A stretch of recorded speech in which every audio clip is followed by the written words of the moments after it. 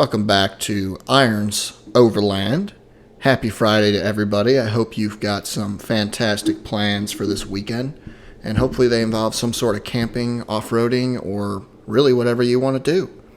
So today's episode is going to be slightly different. If you haven't noticed by now, it's just me here. Sean is not with us. We've got kind of a conflict of our schedules this week, and he was feeling slightly under the weather the day we were supposed to record originally. So y'all are stuck with me for today. Our next episode is going to be a little bit different as well, since we are headed to the Ozarks this weekend, and we will be filming a whole bunch of footage there to hopefully get up on YouTube finally and have that be more than just podcast episodes where you're just looking at our logo and we have some actual videos. I think he did a walk around of his truck. I'm going to do one of mine as well. And then, like I said, we're going to just film as much as we can while we're off-roading and overlanding and camping and everything. And hopefully that'll be some stuff that you all want to watch. Today, I am going to talk about 10 things that I personally think are necessary or needed to go overlanding. And of course, since this is an overland podcast, we're focusing on only overland stuff, but I mean, this can really be used for everything, not just overlanding. You could probably do it for camping, just a regular weekend trip. Some of the stuff's going to be more catered down to overlanding though. So, like I said, this is a list of 10 different things I think are needed, and I pretty much always have with me. I've made it a point to make sure that I have all this stuff, because if I don't, I feel like there could be something that could happen, and I'm pretty much just screwed. I have these in no particular order by any means, so don't think that number 1 is the most important or number 10 is the least important. This is just a random thrown together list that I've got. So the first thing that I feel like you need to have is some sort of map or mapping system. So by that I mean you can have an old school road atlas. You can print off some paper maps if you want. I don't know if people are really doing that anymore since we have GPSs now. And I don't know how many of y'all have actually been to any national forests, national parks, things like that. They usually will have some sort of trail guide at their welcome centers, campsites, etc. I know it's true, at least for Land Between the Lakes in Kentucky and Tennessee. They've got Turkey Bay OHV trail maps as well as some other stuff from the park. Now, this isn't going to give you a ton of off-road trails usually, but it'll give you a nice start to actually be able to get through some of these areas you're going to. Now, you're not always going to be able to see a trail map for everywhere you're going. Some places, are just public land that you found trails on, things like that.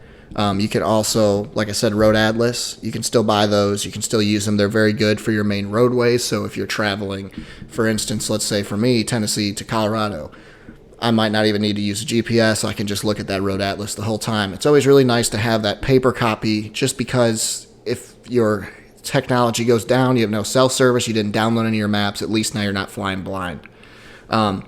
There's also some people that have mapped out trails themselves off-road and have kind of marked them down, and they sell paper copies or GPS files. So that's true for the Trans-American Trail. So the Trans-American Trail, you can go on their website and purchase GPS files, or you can purchase an actual paper map that they'll send to you, which is really nice, again, to have. Now, if you don't want paper, if you don't really care to deal with that, or you can't find what you need, obviously you've got GPS or GPX. So the GPS, everybody knows, that's on our phones, in our cars, everything. You're going to use that for your day-to-day travels. You're going to use that for your major roadways and even some of the smaller roadways, and that'll get you from point A to point B. Now, your GPX files, and I'm sure there's other formats you can get them on, but GPX is what most people are using right now because that's the apps like Gaia and Onyx. So your GPX files are going to be more off-road oriented. They do have hiking and, just campsites, things like that. But I know that they've got specific OHV off-road trails you can find on there. So you use an app like Gaia or Onyx. I use Gaia. I haven't really used Onyx too much, so I can't say too much for it, but Gaia will let you download pretty much all the files that you have. You can map yourself as you're going. You can draw your own route, and it lets you download the entire area. So let's say, we're going to the Ozarks tomorrow. There's a lot of areas without any service whatsoever. So I have all those trails downloaded on my phone so that when I do lose cell service, I still at least can map and see where I'm at. Now, you can also do that with your regular GPS too, on your phone at least. So you can go in and hit the three little dots, and go to settings and download certain sections of your map so you can at least see that when you lose it too. But like I said, Gaia or Onyx are probably going to be your best bet for any kind of off-road related trails. And I do use Gaia quite a bit on a lot of our trails, have a lot of them saved, and I've marked a lot of points of interest from campsites we've gone to. It's a pretty good app to use. Like I said, I haven't used Onyx very much, so I can't tell you, the pros or cons compared to either one. I just use Gaia for now.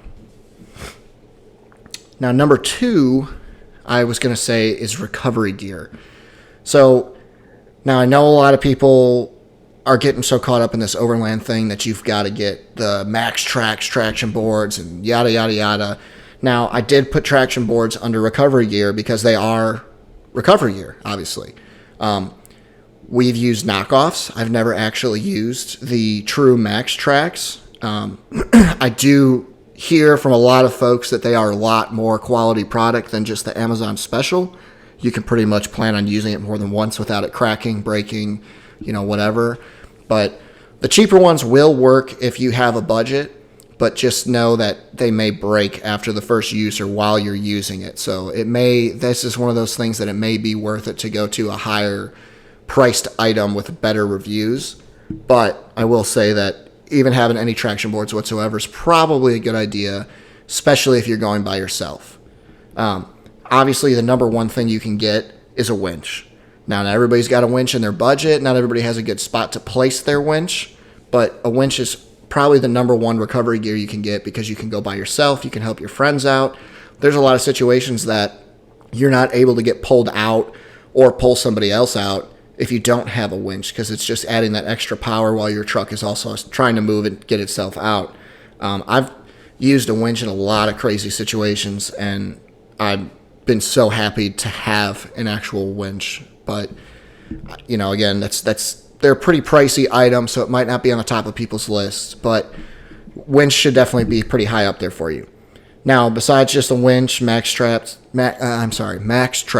or traction boards, you can get basic straps and a buddy. Like I said, sometimes that's not going to work to get you out, but at least you've got some way of recovery. So I've got a couple of big straps that I can use that, 20, 30 feet long, so I don't have to get close to me. They don't have to get in all the muck that I may be stuck in. I've got some tree savers. You always want to use a tree saver for your winches as well, so that you're not, tearing these trees up. We're in nature. We're trying to take care of it while we're out there to enjoy it. Besides that, you can look at come-alongs. They're manual. It's like a winch, but a manual one. If you don't know what they are, look them up. It's a good, just extra emergency tool to have. Now, they are going to be a lot more difficult to use just because it is manual. It's you actually cranking them down. It's not an electric motor like a winch is. But really, any piece of gear that you get for recovery is going to help you out at the end of the day. It doesn't matter what it is. Just get some sort of recovery gear to have on your rig, because you don't want to be the one that's stuck out in the middle of nowhere and has to walk for miles or has some kind of major incident happen because you could not get your vehicle out. Plus, if you are somewhere that you have to call a tow truck or a tractor or whatever, it costs quite a bit of money, and that's a lot of pride that takes a hit there. So look into your recovery gear. Number 3, I think you need some kind of form of communication. Now, everybody's got a cell phone on them nowadays. It's great. You're going to be able to text, call, email, Facebook, Insta, TikTok, all that stuff. You'll be able to do that. But I will tell you, for people who haven't traveled a lot, there's quite a bit of this country, the United States, that isn't covered in very good cell service. I mean, you're going to be going into rural areas that don't have a lot of cell towers. I can go right outside of my county in Tennessee and have 0 cell signal. So that's saying a lot, since that's not even out in the wilderness. It's just a rural area, and there's a lot of rural areas in this country. I don't know. I've never been into Canada. I don't know how bad they are, but I imagine there's spots just like us that they can't get any cell service there. So cell phone is great to have, but I wouldn't have that as your only means of communication. Now, there's a couple of different options besides your cell phone. I'm going to say the number 1 is going to be a satellite phone. Your satellite phone is going to have service. It's going to take longer to send a signal, obviously, since it's trying to gain that satellite signal. It's going to have to sit up, clear sky, things like that. But your satellite phone, a lot of them are built in with SOS buttons. So they'll call rescue, emergency services to come help you out. They'll ping your location, and they're constantly updating, every 30, 60, 120 minutes to tell people, hey, this satellite phone has signal here. This is where these people are if there's an emergency. The one that I have is a Spot X. It works great. I've used a Spot X a couple of times on some trips that just didn't have any cell service, and I was able to text my wife and say, hey, Liz, we're at camp. I'm safe. I love you. I'll text you tomorrow when we get to camp again. And it just gives you a little bit of peace of mind, too, besides whoever you're talking to at home, that if something does happen, you've got that communication device that's pretty, I'm not going to say fail-proof, nothing's fail-proof, but it's pretty solid, and you've got very good chances of it always working for you. Besides the satellite phone, you can look into CBs, GMSRs, ham radios, things like that. Now, those are going to be harder to communicate with. A ham radio, obviously you need a license, take a class, things like that. And not everybody is going to be on a ham radio, just like not everybody's going to be on a CB, not everybody's going to be on a GMSR, and they are limited in range by what you have. So if you've got a portable walkie-talkie, it may go a couple miles. Some of them say 5 miles for that. Some CBs, I think every foot of antenna, the rule was basically you were going to get a mile or something like that. But it really depends on who's listening, what channel you're on, if you have enough power to transmit out to where somebody is listening. Now, a ham radio is going to be a better option than everything else of those choices because they are monitored. You do have to have a license. There's emergency channels, things like that. And I believe CBs and GMSR have maybe an emergency channel or have SOS options. But again, if you can't get your signal transmitted out far enough, what good is it going to do? So those are just some other things to look into. But communication's a really major thing as well, just like recovery, because you're out in the middle of nowhere doing some crazy things or in very rural areas that not a lot of people are around you. Emergencies do happen. As much as we like to think they're not going to happen to us, they do happen, and you're going to need a way to get out or communicate with somebody to get you out. Now, flowing into that kind of talk there, number 4 is a first aid kit for me. Now, you can go as basic or as advanced as you really feel the need to be. Some of the basic things I think you should have is some kind of trauma dressing. You need some 4x4s, bandages, gauze, something like that, at least to dress a wound, so it's not just sitting there digging through the dirt, getting all nasty while you're trying to get out. A tourniquet is honestly a really good thing to have because I've seen tourniquets save lives on EMS calls quite a few times. And in the backwoods or, rural areas where you're far from a hospital, it's that could definitely save your life if you have gotten an artery, if you're to the point where you need something to stop all this, the gauze isn't working, etc. So I'd say a tourniquet's probably good to have. I definitely would bring some kind of Benadryl, bug bite stuff, irritation rash, poison ivy, some kind of stuff that will help with that. I, knock on wood, haven't really had too many issues with poison oak, poison ivy, poison sumac. I don't know if I'm just really good at avoiding it, even though I don't really pay attention a lot of times, which I should pay more attention to, or if my body just is not immune to it but doesn't get as affected by it. But I know a lot of folks that do have really bad reactions to all that, and they tell me it's horrible and very miserable. So you definitely want some kind of treatment for that. If you've got any kind of medical needs, you need to bring your stuff with you. So like my wife has asthma and she's allergic to bees. So 2 really good things to be dealing with when you're in the middle of nowhere, far away from any kind of help.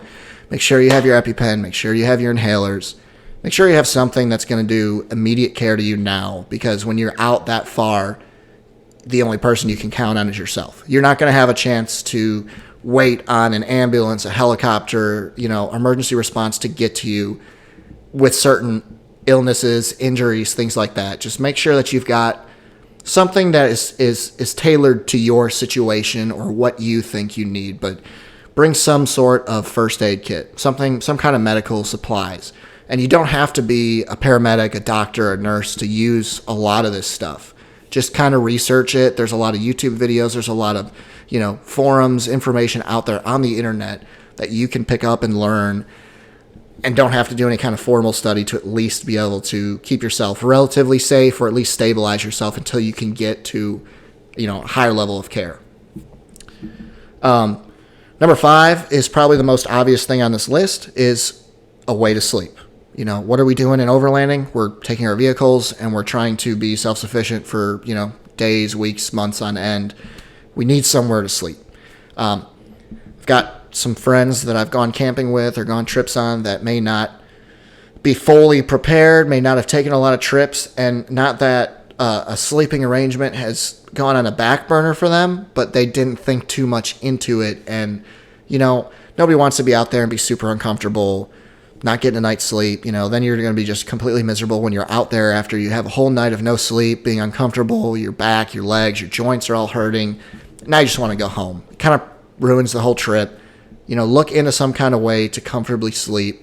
If you're out in the elements, the rain, the heat, the cold, whatever, make sure that you're prepared for that kind of stuff, because a lot of these things, a lot of the weather can actually be very dangerous. Heat, extreme cold, flash floods. You've got winter storms that come in. You've got lightning storms. If you go further out west, there's wildfires. There's things that you need to be prepared for. And, there are a lot of sleeping arrangements that will definitely make your life much easier. So for me, currently I'm sleeping out of the truck topper, the cap on the back of my truck. I've got a whole bed set up. It's got some storage solution. I've got plastic bins under there. I mean, it's nothing fancy, but it's very comfortable. I've got a 4-inch thick memory foam pad that comes out. It's a futon mattress that can just be basically a chair, or you can pull it all the way out into a bed, have 2 people sleep pretty comfortably. My nights are very wonderful. The only issue I have is heat at this moment, and I don't feel like I want to spend a bunch of money for AC. And you've heard all those conversations on our previous podcast episodes, so I'm not going to bore you with all that. But just figure out how you want to sleep outside. Tents are fine. You don't need to go super extreme and buy a rooftop tent or buy an off-road trailer or anything like that. Find something that works for you, that you're comfy with, that you can afford, that's not going to make you loathe going out and camping and overlanding all the time. This is our hobby. This is what we want to enjoy. Why make it less enjoyable when you have the actual power to improve your sleeping? Number 6, I would say a fire starter. There's all kinds of different fire starters out there. I mean, you can just bring your basic lighters. You can bring torches. You can bring actual fire starters. So you can go to Dick's Sporting Goods, Academy Sports, all those, and find fire starters, like little boxes of fire starters in the camping section. So most of the time it's some kind of kindling or, cardboard, stuff like that will go under the fire and start it. The fire starters will catch on right away, and they burn long enough where they'll start catching your wood, your logs, whatever you've got for your fire. You're not always going to be able to find a ton of kindling. There's going to be times where you're out camping and it's rained and now you have nothing dry, and those fire starters are lifesavers, especially if it's cold or if you don't have a stove or something that you're cooking on and you're expecting to use that fire.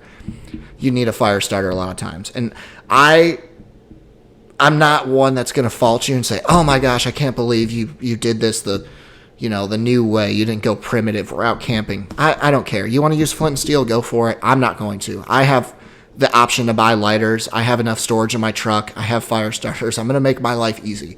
This goes back to sleeping. I'm not going to make myself more miserable. Now, I won't lie and say that I've never tried to use, the flint and steel, stuff like that, but it's just easier to have lighters, fire starters, things like that. Find something that'll make your fire. And even if you're not going to use the fire, it's just really nice to sit and camp chair around a fire at the end of the day. It's just part of the experience. Number 7 is, I think, honestly, an overlooked tool, and I used to overlook it as well. Ziggy, if you're listening, I don't want to hear about it because I know you proved it to me. A hatchet or a machete. So I have been proven wrong that machetes can work just as good as hatchets, but I've also seen times when your hatchet is going to be better than your machete. There's personal preference out there. There are better ways to go depending on what your plan is, but I used to have a hatchet. I lost it. I need to find it again, but it was, just a small little hatchet, had a hollow tube, hollow handle, and there was a little knife in there. that thing was the best thing ever. You could chop up enough small pieces of wood to start your fire. You had a knife if you needed to whittle anything, if you needed to cut stuff, just a little extra bit. It had enough weight that when you were swinging it, it was going to go through the wood. It wasn't going to tire you out a ton. I also have a machete that's got the serrated edge, so you can saw through some wood. It actually works really well, and it's like a $10 Walmart cheap one. It's got a compass in the handle. It's also got a hollow handle, and I put some matches in there in a waterproof bag, a compass on the bottom, so if I ever, for whatever reason, I'm lost and the only thing I have is a compass, at least, or the machete, at least I've got a compass and I've got some kind of survival tool. But I would definitely get some kind of tool, hatchet, machete, whatever it be. You'll use it a lot more than you think. I'm not saying for self-defense. I mean, I guess you could if you really needed to, if it got to that point, but it's a very useful tool to use. Plus, for all you, I guess girls could have read it too, but for me, I feel like it was a lot more of a boy thing. Who didn't read the book Hatchet in, elementary school? That just makes you want a hatchet, just from, he survived in the Canadian wilderness, yada, yada, but go get yourself a hatchet or machete. Number 8 is kind of a weird one, I think, but once I describe it, I think you might agree with me. Garbage bags. So, again, something I think is very overlooked. We get the trasharoos, things like that. That's fine. That can be included. Put it on your spare tire. It doesn't have to be an actual plastic garbage bag, canvas, something, but bring something to throw all your trash in. Don't be a jerk and throw it in the campfire. Don't be a jerk and throw it in the water or throw it in the woods, something like that. We're out there to enjoy it. And the more people that throw garbage out there, it's just going to get trails closed down. It's going to get, it's going to make nature not look pretty. Who wants to be at a campsite thinking it's the most beautiful thing, and as soon as you settle in, you see garbage all over the place because the person before you was rude and just couldn't clean up after themselves. On top of that, take the garbage bag, and if you see random garbage, man, just put it in the garbage bag. It doesn't even have to be your garbage. Clean up. We're all nature lovers. We all love overlanding because we get out into nature. We get to see a more primitive side of the world. We're getting away from society. Take that garbage with you. Bring the garbage, clean it up. I try to make it a point to make sure that we're always cleaning up at campsites, on trails that we see garbage. I mean, leave it better than you saw it, okay? That's my soapbox. Bring a garbage bag. Clean up after yourself. Another kind of obvious one is toilet paper. So, obviously, you're going to have to nature's going to call, and you're going to need a way to clean yourself up. Now, you might go a little bit more primitive and find different ways, but let me tell you, there are some things that you want to bring the comfort of home out to the woods with you.